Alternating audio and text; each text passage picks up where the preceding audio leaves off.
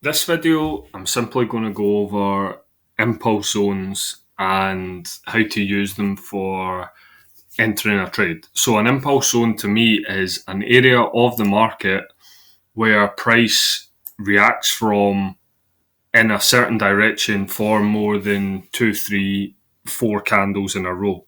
So, as an example, this would be the start of a push to the downside for me, a big impulse. So, I feel that the next time, whenever price comes back into here, it should have a reaction. Now, is it going to go and make a new low? That's not a given. The market, you don't know exactly what it's going to do whenever it comes into an area, but there should be a reaction. Obviously, between the impulse zone, especially whenever it's broken structure, which this one has, if I just make it bigger, this is the 1 hour time frame, but it works on all time frames. But I would obviously suggest that the 1 hour and above are the best ones to at least initially start looking for the impulse zones. And then obviously whenever you're in a certain area, then obviously 5 minute, 15 minute impulse zones, like start of an impulse zone, can be an area that a 5 minute, 15 minute low, like double top or double bottom, double top in a downtrend, double bottom in an uptrend can occur. That obviously you're looking at the market and you're looking at those timeframes because you have your bias and you're looking for a trade. I wouldn't suggest automatically going to the 15 minute looking for the start of the last origin of an impulse zone and then just taking that as blindly as a way to enter and just taking that trade. It's also very good for target areas as well. Target areas for your trade. So, for example, if you were in short, which has been a nice move, there's been some nice pullbacks after dollar CAD started to move. We've obviously from this origin area we have broken and closed beyond this support, which then can become a break and retest area if price doesn't want to come all the way back to the origin of the impulse. It can simply pull back into this area and then look for further shorts. But we are now in an area that was an impulse zone. People can call them order blocks, people can call them whatever. To me, I just like to call them impulse zones because they are areas that price the last time, like the time that price was there the last time, it has created a very solid reaction from that area. Therefore, the next time that price comes into there, I again would expect a reaction that should be more of a reaction than an area that wasn't at the start of an impulse zone. So we are now in this area for dollar CAD. So I would definitely be saying, considering we are beyond the lows of the last 1 hour candle, and we're obviously making new lows in this current 1 hour, I would personally be saying, unless you were taking an entry on the 1 minute time frame, that it's too late. It's too late to be entering short unless we get a close beyond this area and a kind of reaction to continue on down to the low of the week. But what I would expect is that price will, for at least an hour or two, pull back and then look for possible shorts. Now, if we go to the 15 minute, is there an impulse area? Yes, we have an impulse area here. It's the origin of this last push that has created the lower low. It could be the lower high. So we have this kind of area there. That's not a very good straight line. It's hard to do with the brush, but essentially it's a zone within this area that has found the sellers to come and make a new low of the day. So I would expect that whenever price comes back into here, you can look for shorts if you see a structure break on the 5 minute or even the 1 minute to then continue on for the lows of the day. And then if it's we've already moved quite a lot today, so it's less likely to then break and make a new low and then keep continuing for a new low. But because it's Friday, strong momentum. You never know. It could have that reaction, but your first target would always be the origin of the latest pullback, especially because of the area that we are in on the higher time frame. So if I just take away all these, essentially what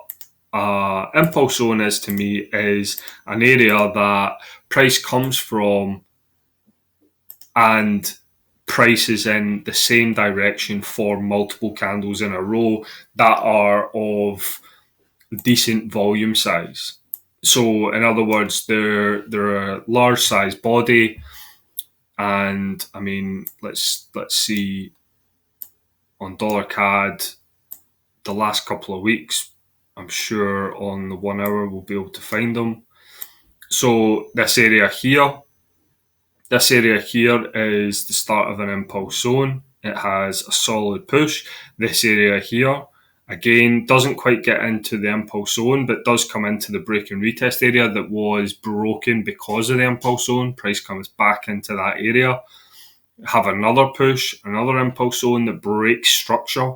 So to me, a key component of a strong impulse zone is something that breaks structure, because that structure break is then showing that the trend is continuing in your direction, and all you have to do is basically wait for a pullback, then see signs in the right areas like a break and retest area on a higher time frame, like reacting from like a previous 4 hour candles high or low, depending on what direction you want to trade. You put in those all in your confluences for a trade, then it should be a good trade as long as you manage it properly and you don't expect price to just keep continuing in your direction all the time, especially if you're fighting the higher time frame trend. Now, earlier on this week, I went over a counter trend trade that actually was from this area that created the impulse zone. Now, obviously, before I get in the trade, I don't know that I'm going to be involved in that impulse zone whenever I'm entering. Obviously, those are the best kind of trades whenever you're entering and it just goes in your direction for 2, 3 plus 1 hour candles. It makes the management of the trade easier. Your targets are getting hit and you don't really have to, apart from moving your stop loss to take the risk off the table, all you're really doing is setting a new alert and it's getting hit before it pulls back of any significance, to manage to get your stop loss. So essentially, I'll show on like a brush. So we have a trend, okay? So a trend is a strong trend in one direction. The impulse is here. Now, let's just say the impulse started from here, but this is the pullback that was created by the previous push. This is the pullback. This is the origin of the impulse zone that broke this structure. So this is your lower high, lower low, lower high, that's created the lower low break beyond the structure. Obviously, no matter the impulse zone, you don't know it's going to be an impulse zone that you're entering from, because it's not even from the previous impulse zone, which would be up here. It's just obviously a pullback. So you have to then be aware, right? Okay, well, even although we're impulsing strongly, I have to be aware of this area, especially if that area is the current low of the day or the previous day's low or something. It's usually going to have some kind of reaction. So what you can then do is you can then be like, right, well, this is the origin of the impulse zone, but on a 1 hour chart, it's less likely to get back there within the day. If it does, it would be a very strong pullback that then I really wouldn't be interested in entering short anyway. I would prefer that price just staggers its way up and doesn't really show too much momentum in the pullback, has a reaction from the break and retest area, maybe coming back to the lows, and then pulls back a bit more, pulls back a bit more, and then in a few days' time, you come back into this origin area. This is your last lower time frame, higher low.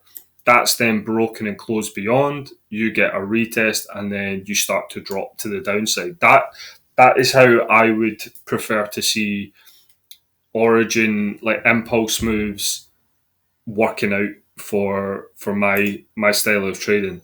So essentially, what I would take away from it is origin impulse moves. You want to be marking out the origin. You want to be aware of the origin of an impulse move in your analysis, because it's a key area that price is going to more than likely have a reaction from. Is it going to have as much of a reaction as the first initial impulse? You don't know, but it's at least going to stall the market, if not create a deeper pullback. Even if it's counter trend, it still should create some kind of reaction. So what I would say is the takeaways from this video, if you're still listening, then fair play, subscribe and hit the notification bell. But what I would say is get used to marking out on your daily, your 4 hour and your 1 hour time frames the most recent impulse zones that price hasn't gone back to since they were created. You can do that, then you're going to be creating areas in the market that the next time the price comes back into that area, it should be an area that you can look and dissect the charts on the lower time frame, and then using the confluences as price is obviously coming into that area. How is it coming into that area, and what's all going on, for you to then look for a trade to continue the trend that created that initial impulse move anyway. So I hope you enjoy this video, and yeah, make sure that you follow the channel and watch the next videos that are coming out. Also, just to say on the intensive weekend side of things, I have all of February booked out now, and I have 2 spots in March. If anyone is interested, then I'll leave my Telegram details in the description, and just shoot me a message, and I'll be creating a video on what to expect from weekend intensives as well, because I think that they're not necessary. They're not necessary for everyone.